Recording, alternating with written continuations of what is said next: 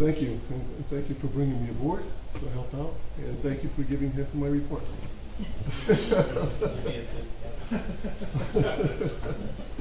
Fred, are you able to speak at the microphone? I can, Might- yes. Might help with your voice.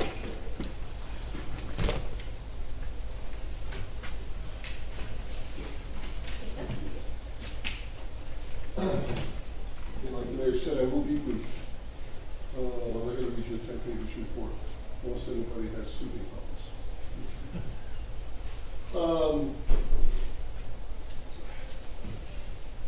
It's a very interesting situation that Granite Beach is in. I've been in government for over 40 years. C.M.F.O for the most part are retired. And here I am. I have been reviewing all of the books and the records, annual financial statements, annual debt statements, audit reports. With one common denominator, which is very, very, very concerning. And two major concerns in reviewing the books and records of the borough. The first one is, I don't know how many people are accountants, I'm going to try to keep it simple, but you have one set of books, which is your general ledgers and subsidiary ledgers, okay, which is on the computer, okay? That's where you record your cash, you record your expenditures, and so on and so forth. At the end of the year, you do an annual financial statement, okay, which is supposed to report what's on your books. And after that, you do an audit report. Now, all three should coincide. There could be some little things here and there that are wrong. You make a little adjustment here, a little adjustment there. When I looked at everything, it was like I was looking at three sets of books. It was on the ledgers, it was on the financials, and it was on the audit report. Totally millions of dollars off. It wasn't even close. Okay?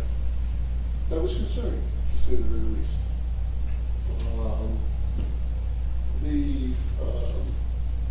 Another problem I had seen on the books themselves, in the accounting world, you have debits and you have credits, okay? Debits must equal credits. Debits do not equal credits here, okay? That's been going on for several years. The other major concern that I had is something that is called an interfund. What an interfund is, it's money that is borrowed from one fund to another fund. And it's totally legitimate, totally legal, but you have to pay that money back before the end of the year. Meaning, let's say if the capital fund needed money, okay, and I want to borrow money from the current fund, okay, it borrows it, but by the year end, it gives it back. I've heard some discussion with surplus, okay? When you don't pay those interfunds back, number one, it's bad accounting. Number two, you restrict your surplus. Okay, or your fund balance. Interchangeable words mean the same thing. So much of your surplus has been restricted. You've got millions of dollars, okay, in surplus. Why they were liquidated? Beyond me, because in many cases, you had the cash to do it. It just wasn't done. No one did that.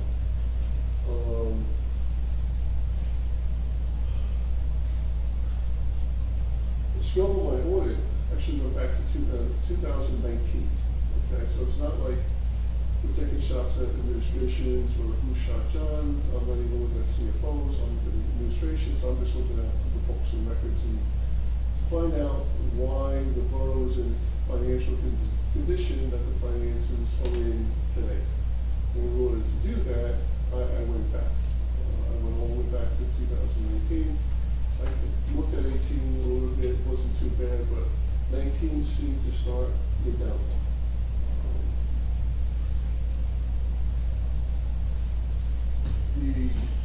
Some of the highlights of the surplus, which has not been regenerated. Now, what is surplus in the budget? Okay, you have all of your revenues that you anticipate, and you have all of your expenditures. Okay, ideally, they're equal. Okay, but when they're not, it's permissible and very common to use surplus to plug that gap so that you balance your budget. Okay, municipalities have a zero balance budget where revenues have to equal expenditures. Surplus is considered a revenue. And ideally, when you're using surplus, if you're anticipating X amount of dollars of surplus, you want to be able to regenerate that surplus to equal that, if not better than, okay? By increasing your collection of taxes, by increasing your local revenues. So the news is in all bad, your collection of taxes is over 99%, so which is very good. So taxes are coming in. It's almost surprising that your finances are working. I think a large part of that is due to good collection of taxes because of all the errors that are on the books, all over the books. The 2022 audit had not been completed until 2024. The 2023 audit was just came in a couple months ago. Now, I'm not blaming the auditor at all. I think in reviewing the audits, he did a great job. However, being handed the books the way the shape of the books were in is why it took that long. Again, no negativism against the auditor. A phenomenal job. It's just that when he handed this, it's almost like he had to put the books back together so he could get in almost like auditing his own work because he had nothing really else to work for. There was a tremendous amount of lack of controls and internal controls. I'm real big on internal controls. If you have internal controls, you can have a lot of these other issues. So there's a severe limitation of internal controls which have to be addressed. On the audit itself, for the 23 audit that was just recently came in, there were 11 comments and recommendations. When the auditor does the audit, he reviews all the books, he puts everything all together, and where he sees problems, okay, he identifies those problems as a finding, and then also adds to a recommendation. 11 findings is quite a bit. Ideally, 1-0. Is it common to have 1 or 2 or something like that? Yeah, it's common, okay? Hopefully nothing of any large magnitude, but it's common. Here you had 11. Of those 11, 9 of those were prior year findings. It means that in the prior year audit, those were not addressed. That was the 23 audit. In the 22 audit, there was 16 comments and recommendations, of which 8 were prior year comments and recommendations that were not addressed. And then I even went back to 21. There were 8 findings in that audit report, okay, much of which were part of the 9 and the 22 and in the 23 audit as well. So it doesn't look like much attention was given to the audit. When I looked at the audit reports and I looked at the financials, when I looked at the records, when an audit comes in and it makes adjustments to balances, you're supposed to, have your books equal to what the audit is. So you're starting out with, ending balances, so you're beginning balances in the next year, the same number. I don't see any of those adjustments. I don't see any audit adjustments. The records are just so bad. Why is this all so important? One, there's no financial integrity, which is needed. Okay, that helps in your bond market, that helps in your ratings. Another reason why is we talked about the budget earlier. How do you put a budget together if you don't even know how good the numbers are? Okay? So you don't want to put a budget that you could wind up with a deficit. And you have to raise that deficit the following year. It's extremely. I always like to look at the finance department being like the nervous system of the body. Okay? It's not any better or any worse than any other department.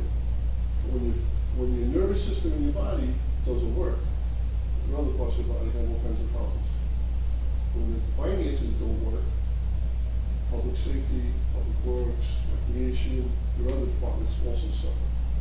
Okay? Well, we can't buy police cars, we can't get public works equipment, we can't do this, we can't do that. Okay, so the finances really have to be in place, and they have to be in good order.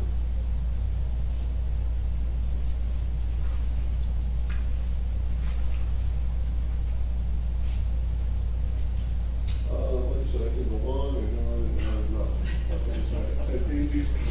be honest with you, much of that is touching the surface, okay? And it's not just the current fund, it's the capital fund, it's the sewer fund, it's the recreation fund, it's all over the place. You have something that are called dedication by riders, which makes up your trust fund. These were approved by the Division of Local Government Services that say, yes, you can have this, or no, you can't do that trust fund. We have 33 of them, but not all have been approved by the Division of Local Government Services. So they have to still be approved, even though they've been going on like 50 years. So more cleanup over there.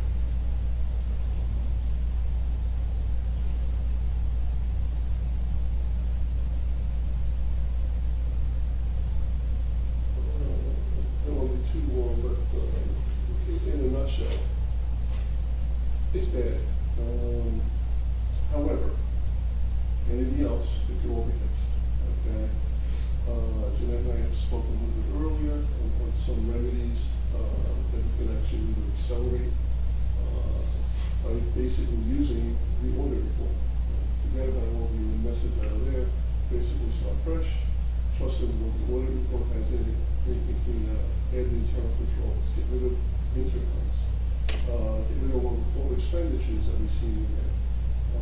Don't allow over expenditures. Can an over expenditure happen in 1 year to another year? Absolutely. You may under budget for something. There's something called transfers. You can do the last 2 months of the year. Move some funds around so you don't have over expenditures. You never over expend the trust or capital, okay? But again, it goes back to internal controls. So internal controls are in place, you don't have any problems. If more attention is paid in finances, you don't have these problems. That's pretty much it in a nutshell. I guess I don't want to bore you, and thank you for your report. It's a sort of a reflection of mine. Coming from you, that's an honor. If anybody has any questions, or sorry about So that.